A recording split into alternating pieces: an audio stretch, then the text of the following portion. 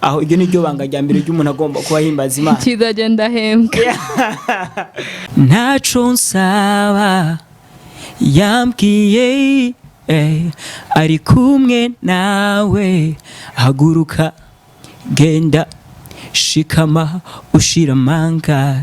muga ugiye kuraba bavuye muri eglise ugasanga image batwereka imbere ya eglise siyo bagendera, ça veut dire que ivyo bavuga atari ivyo bakora. Wowe niyo utandukaniye nabo canke nawe umeze nkabo. I say thank you Lord, thank you Lord, thank you Lord, thank you Lord. I say thank you Lord, thank you Lord, thank you Lord, thank you Lord.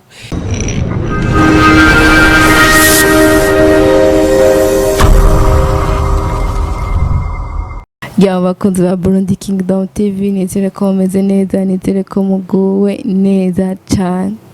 Shalom shalom cyangwa assalamu alaikum. Mbura mumeze manye nuravyumva. Hama ndagusanga ugiye subscribe, like, share ndetse na comment. Mu gihe uri mushasha, utari mushasha ni commentaire, partage ndetse na j'aime. Jenny Boss di president muzinanye ya nje tugiye kubana na iyi ni Burundi Talent Show. Ndi kumwe n'umujene w'Imana kuko aririmba gospel. Bron sawa Ego meze bien cyane gose, dushima Imana. Welcome. Yeah, thanks.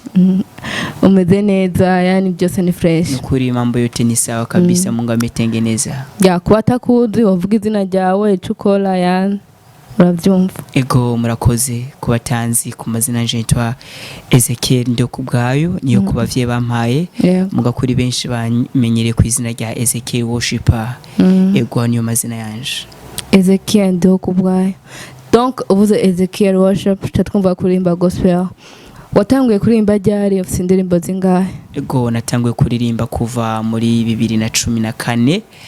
Usivye yuko ibikorwa twagenda tubikora biduga ahandi bihagarara bivanye n'uburyo. Ahandi ukacusanga twagiye dukora ibikorwa mu ma eglise dusengeramwo, ariko navuze cyane nafatiye aho nari ntango kuvuga ko ndi umuririmbyi. Ego ubu mfise indirimbo zitanu. Izo zitanu mvuze ni ziba zihari, ahandi hurazi ko indirimbo nyinshi ziba ziri mu makaye bivanye n'uburyo kuko batwozisohora wabugoye. Ego birumvikana kandi byatahoritse. Indirimbo yawe ya mbere yitwa gute? Indirimbo ya mbere yitwa Shikama. Ego Shikama freestyle nimba ko gato. Yambwiye ntaco nsaba, yambwiye ari kumwe nawe, haguruka genda shikama ushira manga. Ego yo ni indirimbo ya mbere nari nahereye ko mu rukurikirane rw'izindi ndirimbo zose nagiye nandika. Haguruka shikamanga namwe mu majambo uyu mujene wacu yakoresheje mu kwandika indirimbo yewe. Indirimbo ya gatanu donc iheruka kugira muri studio. Indirimbo ya gatanu ari indirimbo igiye kuza vuba cyane, igomba gusumba n'izindi. Ni indirimbo yitwa Jibulangu. Ego turabarundi of course. Nyene numva cyane Kiswahili. Tagira ubuntu ngumanye Igiswahili nka jewe canke Uri Murundi usanga ari ngorane. Igihugu cacu cy'u Burundi Igiswahili turakivuga gose. Okay sawa. Jibulangu mu Kirundi binamanisha? Jibulangu mu Kirundi binamanisha inyishu yanje, kivuze ngo ni gihe umuntu aba yishuwe. Ezekiel, donc abastari baririmba indirimbo mwitizisi gusa dosa nindi kuya dusizikora mwisi. Donc bo hari gihe bavuga ngo inspiration nakundaye n'umukobwa turahebana, ni true story nabwiwe n'umujama canke yani nahuye n'umukobwa atuma numva no ririmba ino ndirimbo. Wowe inspiration wayikuye? Ego je nibaza ko inspiration kuri je kuko navuze ngo nitwa Worshiper.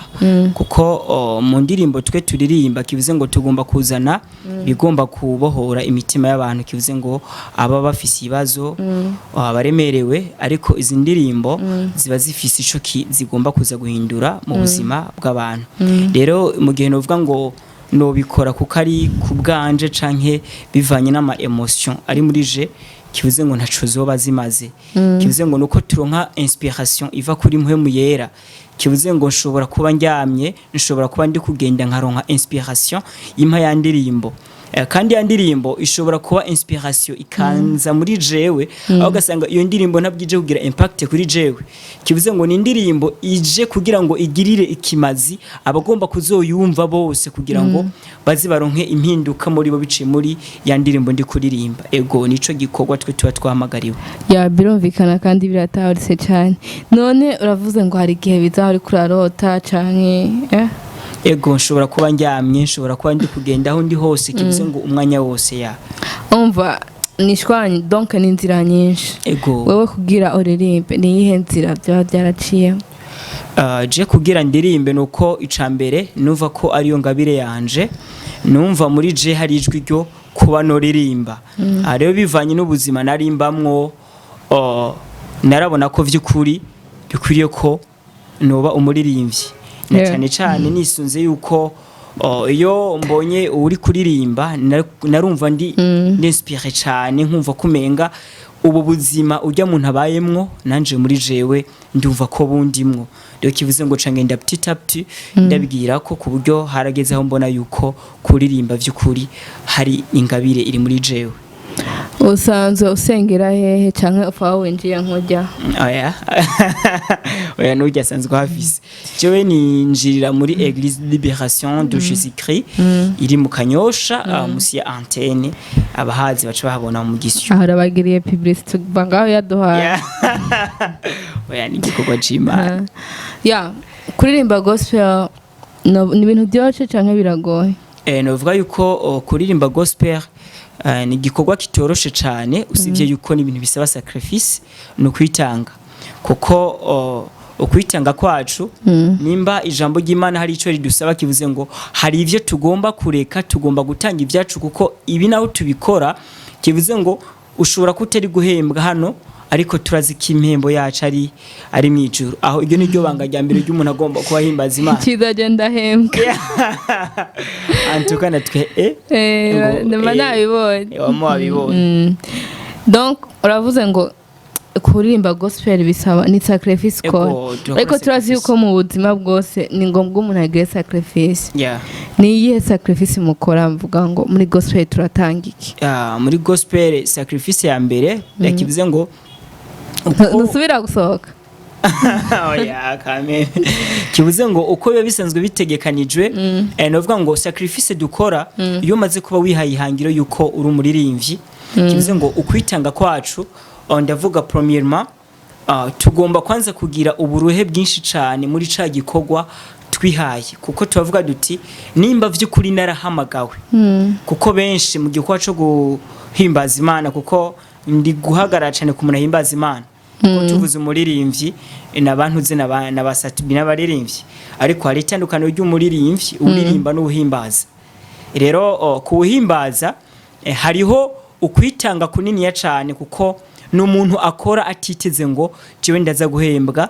ndakeneye kica nke kiriya imbere kivuze ngo twebwe turakora ku buryo igihe cawe iyo cageze ni cagihe uvuga uti ivyamwe ndi kurya ndi gukora sans profit ubuhimbaza igihe ari gukora avec profit kanaka kivuze ngo aza gusanga yagize nte yamaze kuva mu ntumbero benshi uzosanga barabitanguye bakarangiza babivuyemo kivuze ngo yagikoze avec quel profit ari karaviza igihe ya profit ari karondera tayironsa azocagira nte uzosanga yabivuyemo rero kwa kwitanga uzosanga turakoresha uburyo turaruha hirya no hino ugasanga uri gukoresha amafaranga ukoresha imyanya canke n'ibiki kivuze ngo utiteze ngo ndaza guhembwa canke ndaza kugirani muga objectif imwe uvuga uti ngomba kwamamaza ubwami bwa Kristo vyonyene ibisigaye navyo kivuze ngo impera Kristo yagomba kumpemba n'ibindi azompemba biciye muri yangabire yanje ariko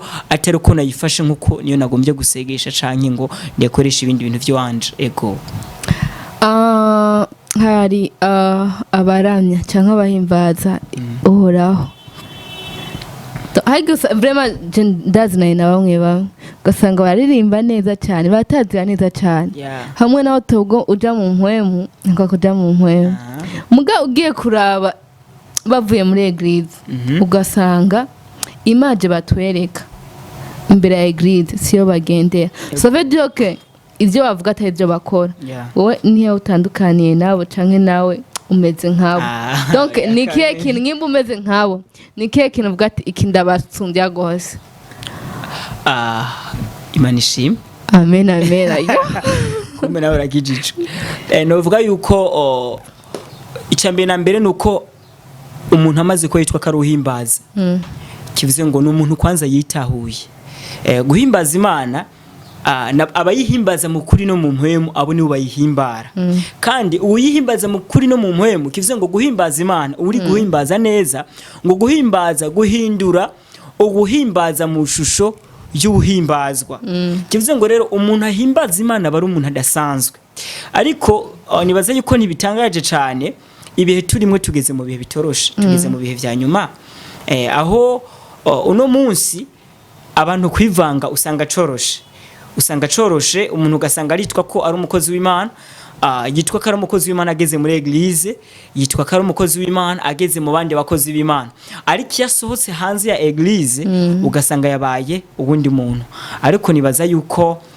jewe uguhimbaza kwanje no gutahura abayihimbaza mu kuri no mu mpwemu abayihimbaza mu kuri ukuri n'ijambo ry'Imana umuririmbyi agomba kugira ijambo niryo rutugera kivuze ngo umaze kubugerwa n'ijambo ritubuza gukora icaha rero umaze kuba ubuzwa gukora icaha n'ijambo ugakora caha egare kutaburiwa umwe ahimbaza Imana ego Ezekiel management Jenny baza yuko gushika ino saha ntabwo novuga ko mfise management usivye yuko mba mfise inshuti n'abagenzi nshobora kuvubabwira ko hari gikorwa mfise agashobora kubayo gira basi kuri gato afashije kubikorwa mba ndi gukora hama bikagenda neza ego indirimbo ya Jiburangu aho Jiburako we twitega ryari Jiburangu nibaza yuko twoyitega muri December usivye yuko ni indirimbo isa niyaheze muga hari ivyo tugisa n'abarindiriye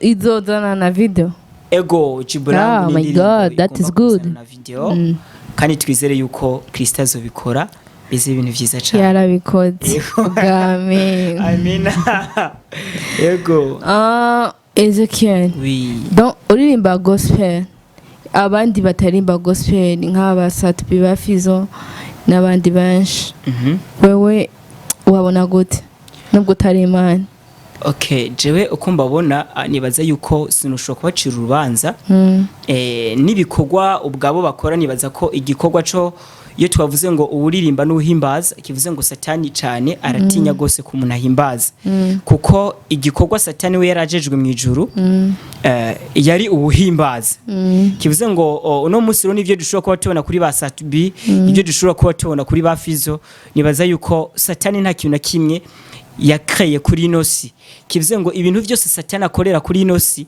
nivyo yariye kopi mwijuru kuko arahazi nawe yahabaye kandi yarafise igikorwa kidasanzwe cyo guhimbaza Imana rero kuvyo mbona kuri ba Fizo canke ba Satbi vy'ukuri ku mutima mfise nico nifuza mbona yuko kubgabo sino bacira urubanza ariko nsaba nabo yuko ejo canke hirya yejo boba bahimbaza Imana kuko ici Imana yaturemeye bivuze ngo ivyaremwe byose igihumeka cyose ngo gishima izina ryayo Leki bivuze ngo nabo kuko ari mu vyaremwe bagomba gufata y'amajwi yabo kugira ngo bayazane duhimbaze Imana donc turavuze ngo Satan yateye kopi Uwiteka ego donc ingu bibera ibyo Satani yazanye mu isi nuko yabiteye kopi Imana ego ko tukaba tuzi neza yuko atakintu kibi Imana yigeze irema gose go tuvuze yuko atakintu kibi Imana igeze irema uko nukuri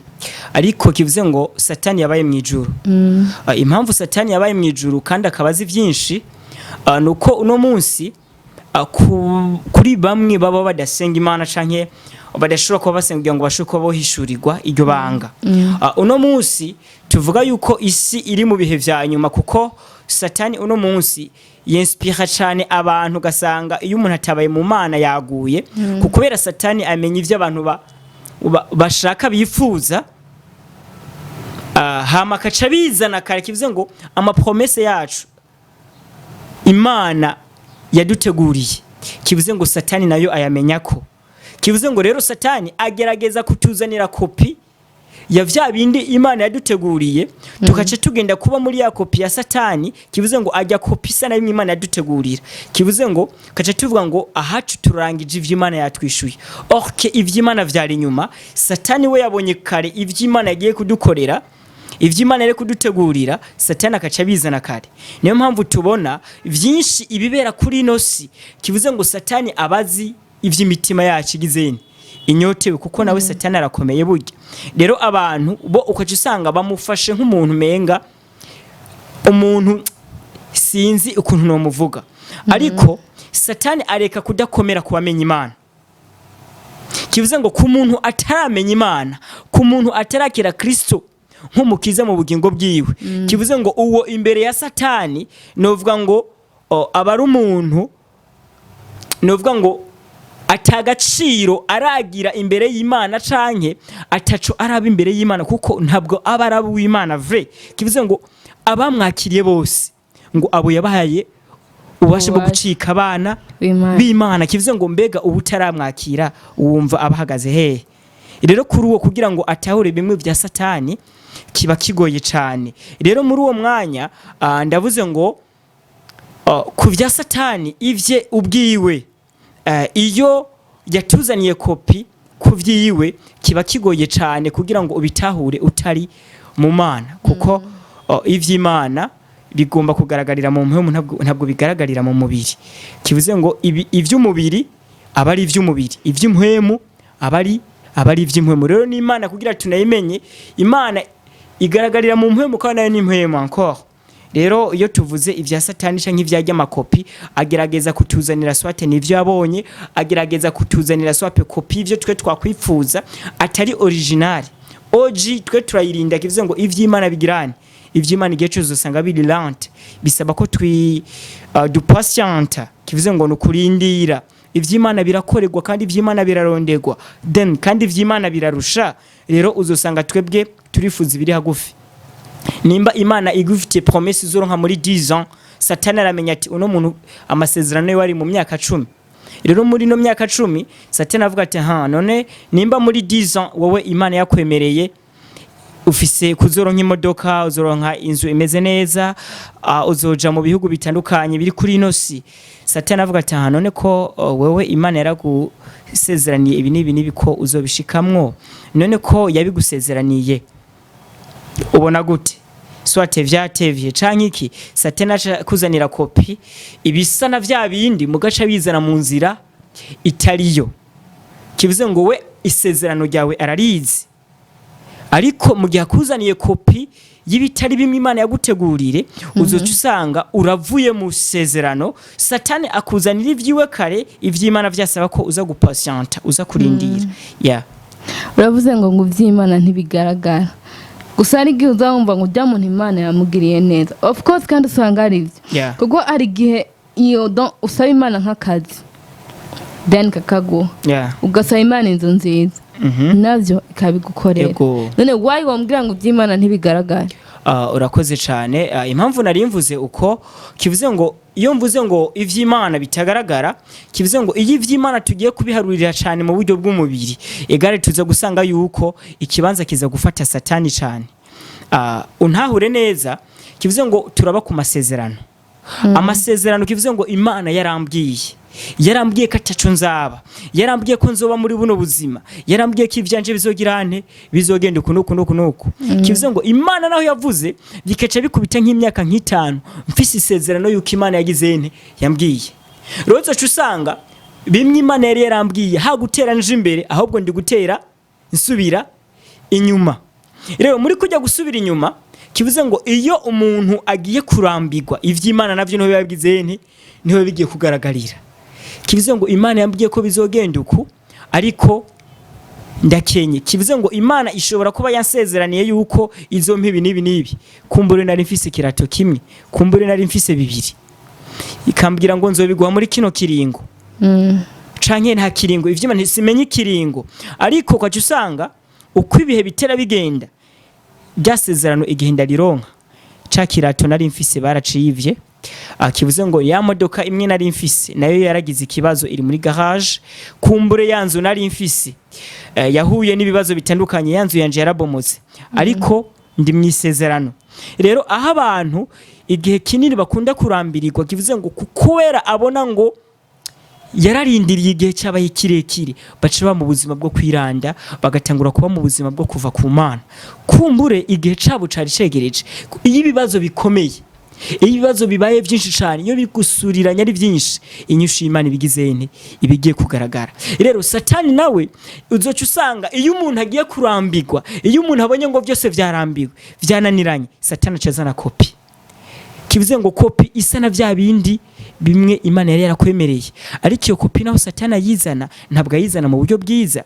kumbure Imana iyikuzaniye ico yagusezeraniye uzokironka umutima utekanye izoguha ikintu ufise amahoro ariko ikivuye kwa satani ni ikintu uzoronka biciye mu nzira mbi atari nziza inzira idahimbara Imana nayo umutima wawe ntagenda kimwe uzigera wumva ko ufise amahoro ubuzima bikomeye cyane ndetse ngira n'abatemera baremeye freestyle ku ndirimbo ya kabiri amejibu ombi langu akatimisha ndoto zangu Yesu wangu I say thank you Lord, thank you Lord, thank you Lord, thank you Lord. I say thank you Lord, thank you Lord, thank you Lord, thank you Lord. Nari gushimira Imana kuvya Imana igenda ikora ku buzima bwanje. Yani indirimbo ya kabiri. Ego. Itwa gute? Jibu langu. Hamizosohoka. Izisohoka? Izisohoka ni jibu langu niyo ngomba ko igirize vuba. Imana nziza cyane. Twite twogusabira. N'abandi bari bakunda gospel bakunda Imana. Nuko bateruja imbere. Murakoze cyane. Ibyo irimba kwa ibyo ukora donc ibyo werekana imbere y'amakamera cyangwa imbere ya eglise akaba ari ibyo ukora dans la vie réelle. Yego. Yes, nuko dushobozwa n'umwami. Yego. Nuhe muririmbyi arimba gospel ngaha ndetse no kusi yose yoba ko inspire uvuga ati uyu Mana ndagusaba ngo nze ngire collab n'uyu muja. Yego murakoze. Nuvuga yuko inspiration ndashobora kuba noca ndayifatira cyane tuvuze ngo hanze y'igihugu cyacu cy'u Burundi usivye yuko hano mu Burundi kuko imbere ko twumviriza indirimbo z'abandi twamanje twumviriza izi wacu kandi mu rurimi rw'ikirundi ariko mu telefone wa hariyo kanyaga telefone wanje ntiba mu kanyaga kamwe na telefone y'umuntu ahimbaza Imana ishoko semesha ukweli sasa yego sinushobora kuvuga umuririmbyi umwe hano mu gihugu cyacu Burundi dusaririmbyi benshi cyane donc agiye kuvuga ngo dusaririmbyi benshi ngira batanu ego ndashobora kubwira batanu ndashobora kuvuga umutama wacu wa Apollinaire no kubwira David no kubwira Fortran no kubwira Dudu no kubwira umuvyeyi wanje se ndetse nawe asa n'uwandeze bienvenue ari hano mu Kanyosha